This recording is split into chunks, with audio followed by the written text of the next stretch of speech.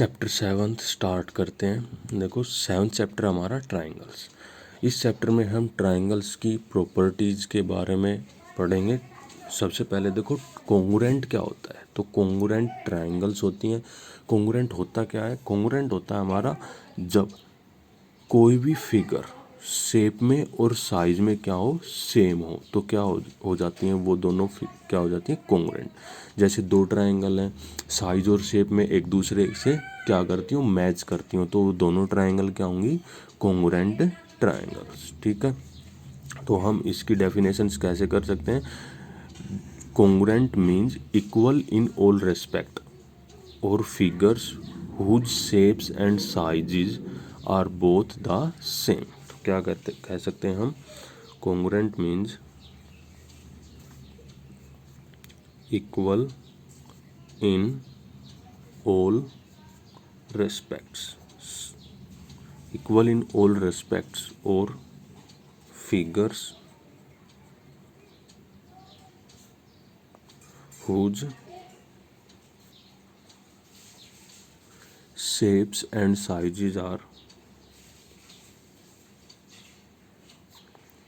Both the same. जिसकी shape और size दोनों क्या हो, सेम हो, तो उस तरह की फिगर्स को हम क्या बोलते हैं, कोंग्रुएंट फिगर्स।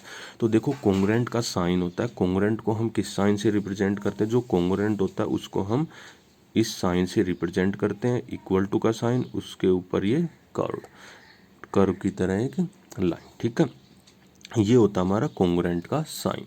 अब कोंग्रुएंट की जो प्रॉपर्टीज होती हैं उनके बारे में पढ़ेंगे। जैसे ट्राइंगल कब कब कोंग्रुएंट होती हैं, दो ट्राइंगल्स। तो देखो सबसे पहले हमारा एक SAS कोंग्रुएंस रूल आता है। SAS कोंग्रुएंस रूल क्या आता है, SAS का मतलब क्या है, साइड एंगल साइड। जैसे हमें दो ट्राइंगल दे रखी हूँ, जैसे हम मान लेते हैं ये ट्राइंगल दे रखी है हमें ABC और दूसरी ट्राइंगल दे रखी है हमें PQR।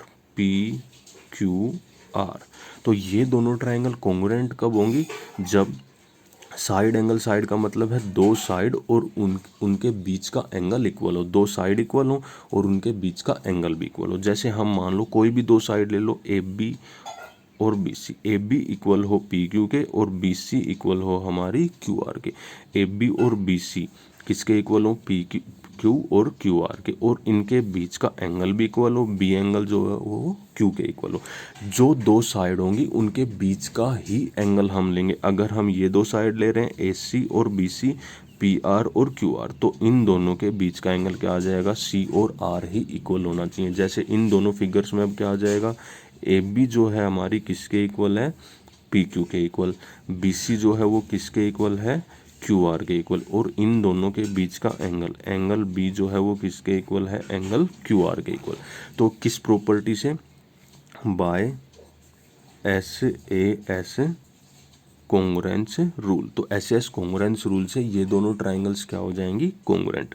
तो ट्राइंगल कैसे लिखेंगे हम इनको, triangle ABC is congruent to triangle PQR। अब जब हम ये कोंग्रुएंट का साइन लगाते हैं तो हमें ये भी चीज़ ध्यान रखनी है कि जो कोरस्पोंडिंग साइड है, साथ वाली जो साइड है वो साथ में हो। जैसे देखो AB फर्स्ट और सेकंड नंबर पे है, PQ फर्स्ट सेकंड पे, तो AB PQ के इक्वल है, मैच कर रही है। BC लास्ट की दो, QR लास्ट में, BC और QR, तो BC और QR भी मैच है। B एंगल Q के इक्वल था तो B एंगल बीच में है, देखो Q एंगल भी बीच में है, तो हम इनके साथ साथ में ही लिखेंगे। और जब दो ट्राइंगल्स कोंग्रुएंट हो तो उनके सारे एंगल इक्वल होते हैं, कोरस्पोंडिंग एंगल इक्वल होते हैं। A एंगल P के इक्वल, B एंगल Q के इक्वल, C एंगल R के इक्वल, और सारी कोरस्पोंडिंग साइड्स भी इक्वल होती हैं। AB PQ के इक्वल होगी, BC QR के इक्वल, और AC किसके इक्वल होगी, PR के। अगर दो ट्राइंगल कोंग्रुएंट हो तो उनकी कोरस्पोंडिंग साइड और कोरस्पोंडिंग एंगल भी क्या होते हैं, इक्वल होते हैं। अब देखो सेकंड रूल पढ़ते हैं, ASA कोंग्रुएंस रूल। ASA का मतलब क्या है, एंगल साइड एंगल। इसका मतलब दो एंगल और उनके बीच की साइड इक्वल हो, दो ट्राइंगल्स। जैसे हम ऐसे ही दो ट्राइंगल लें, एक ये ABC ट्राइंगल लेते हैं, दूसरी ट्राइंगल हम ले लें PQR। दो एंगल लेते हैं, मान लेते हैं हम B एंगल और C angle. B angle Q के इक्वल, और सी एंगल हम मान लेते हैं आर के इक्वल है। तो angle B is equal to angle Q और angle C is equal to angle R. जो दो एंगल हम लेंगे उसके बीच की ही साइड होनी चाहिए। अब ये दोनों एंगल लिए हैं हमने, तो बी सी और क्यू आर ही इक्वल होना चाहिए, तभी दोनों ट्राइंगल क्या होंगी, कॉन्ग्रुएंट। तो B C is equal to क्या हो, क्यू आर। तो ये किस प्रॉपर्टी से कॉन्ग्रुएंट हो जाएंगी, A S A congruence rule से। तो by A S A congruence rule क्या हो जाएंगी, A S A congruence rule से दोनों ट्राइंगल कॉन्ग्रुएंट हो जाएंगे। Triangle A B C is congruent to triangle P Q R. अब हमें यह भी ध्यान रखना है जो एंगल जिसके इक्वल था उसके कोरस्पोंडेंस में ही हो। तो ए एंगल देखो, बी एंगल किसके इक्वल था, क्यू के, बी क्यू के इक्वल था, बी बीच में, क्यू भी बीच में। सी एंगल आर के इक्वल था, सी लास्ट में, आर भी लास्ट में। B C is equal to Q R, B C और क्यू आर सारी मैच कर रही हैं, तो इसका मतलब हमने ये सही लिखा है। और अगर दो ट्रायंगल कॉन्ग्रुएंट होती हैं तो उनकी सारी साइड और सारे एंगल्स भी क्या होते हैं, इक्वल। अब अगर ये दोनों ट्रायंगल इक्वल हैं तो हम इनको कैसे ये भी प्रूव कर सकते हैं, angle A is equal to angle P भी होगा, A B is equal to P Q भी होगा, A C is equal to P R भी होगा। ठीक है, उसको हम क्या बोलते हैं, सी P C T.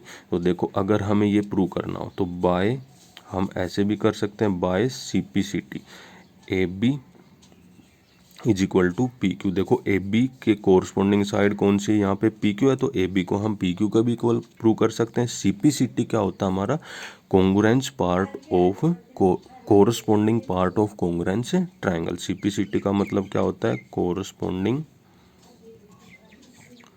Part of congruent triangles, corresponding part of congruent triangle, ये होता है सीपीसीटी का मतलब। इसका मतलब क्या होता है, जो कोरस्पोंडिंग पार्ट है दो कॉन्ग्रुएंट ट्राइंगल के, जो कोरस्पोंडिंग पार्ट है, ए एंगल पी के इक्वल होगा, बी एंगल क्यू के, ये जो कोरस्पोंडिंग पार्ट है ये क्या होते हैं, इक्वल होते हैं। सीपीसीटी का ये मतलब है। ऐसे ही हम हर एक फिगर में सीपीसीटी अप्लाई कर सकते हैं किसी भी ट्राइंगल में, अगर वो दोनों ट्राइंगल क्या हो, कॉन्ग्रुएंट हो। देखो नेक्स्ट जो रूल हमारा क्या है, एंगल एंगल साइड, दो एंगल और कोई भी एक साइड इक्वल हो। जैसे हमारे पास एक ट्राइंगल है, ये ए बी सी ट्राइंगल ले लेते हैं हम, ए बी सी। एक दूसरी ट्राइंगल लेते हैं हम, दूसरी ट्राइंगल हो मान लो हमारे पास पी क्यू आर। ये दोनों ट्राइंगल कोई भी दो एंगल इक्वल, जैसे मान लेते हैं हम ए एंगल और बी, ए एंगल पी के इक्वल हो और बी एंगल क्यू के इक्वल हो, तो उनसे अलग अगर कोई साइड है, बीच की साइड ना हो, उनसे अलग कोई भी साइड, या तो बी सी क्यू आर के इक्वल हो या ए सी किसके इक्वल हो, पी आर के इक्वल, दोनों में से कुछ भी, तो क्या होगी वो ए एस कॉन्ग्रुएंस रूल से क्या हो जाएंगी, कॉन्ग्रुएंट हो जाएंगे। देखो अगर इन दोनों फिगर्स में हम ले क्या आ जाए, अगर angle A is equal to क्या आ जाए, angle P, angle B is equal to क्या आ जाए, एंगल क्यू, तो इन दोनों के बीच में देखो ए एस लिख रखा है ना, तो ए एस का मतलब एंगल एंगल साइड, इन दोनों एंगल्स के बीच में जो साइड है उस साइड को छोड़ के तीसरी कोई साइड, जैसे बी सी क्यू आर के इक्वल हो जाए, तो B C is equal to Q R.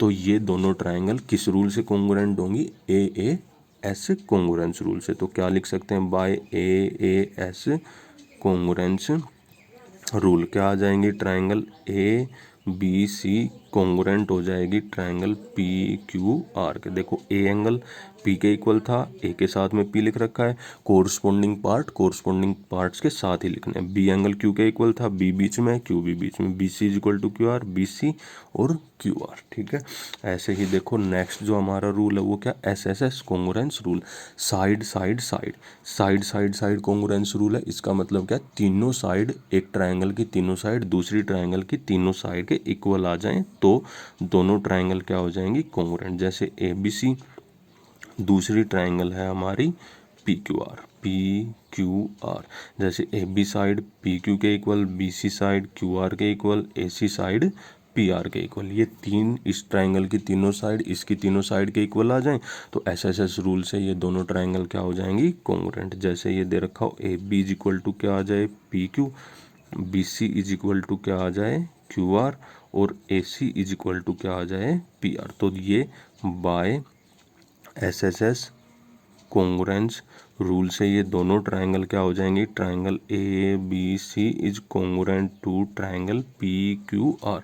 देखो कोरस्पोंडिंग पार्ट्स के साथ ही होने चाहिए। ए B is equal to P Q था, ए बी फर्स्ट और सेकंड, पी क्यू फर्स्ट और second. B C is equal to Q R, B C और क्यू आर लास्ट में है, और ए सी और पी आर फर्स्ट लास्ट। ठीक है, इसलिए कोरस्पोंडिंग पार्ट्स के साथ ही लिखे जाने चाहिए अगर हम कोंग्रुएंट का साइन लगाते हैं तो। देखो अब एक लास्ट रूल हमारा RHS कोंग्रुएंस रूल। RHS का मतलब क्या है, अगर हमारी दो ट्राइंगल, कोई भी दो ट्राइंगल हमें राइट एंगल ट्राइंगल दे रखी हो, ठीक है, दो ट्राइंगल हैं, जैसे हमारे पास राइट एंगल ट्राइंगल है ABC मान लेते हैं, दूसरी ट्राइंगल हम PQR ले लेते हैं। R का मतलब है राइट एंगल, H का मतलब है हाइपोटेनियस और S का मतलब है साइड। तो एक तो राइट एंगल इक्वल हो 90 डिग्री का एंगल, दो ट्राइंगल अगर 90 डिग्री के एंगल की दे रखी है, राइट एंगल ट्राइंगल है, तो दोनों में एक एंगल को तो 90 डिग्री का होगा, जैसे क्या आ जाएगा यहाँ से angle B is equal to angle Q।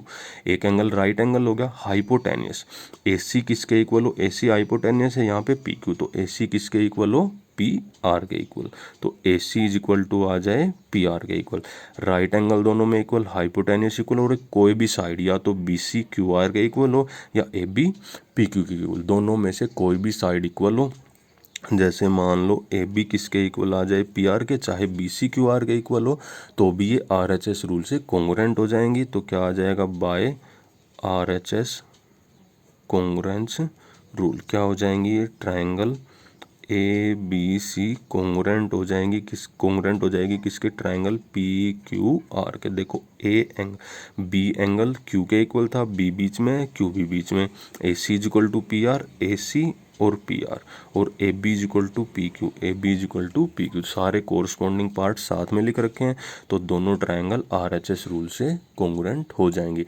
एक चीज़ अब ध्यान रखने वाली ये है कि जब तीन एंगल इक्वल हो किसी भी ट्राइंगल के, तो वो ट्राइंगल कोंग्रुएंट हम नहीं कह सकते। तीनों एंगल को हम इक्वल दिखा के ट्राइंगल को कोंग्रुएंट नहीं बोल सकते, उनको सिमिलर बोल सकते हैं, उनको कोंग्रुएंट नहीं कहते। तो ए एंगल का कोई रूल नहीं है कि एंगल से कोई भी दो ट्राइंगल हमारी कोंग्रुएंट होंगी।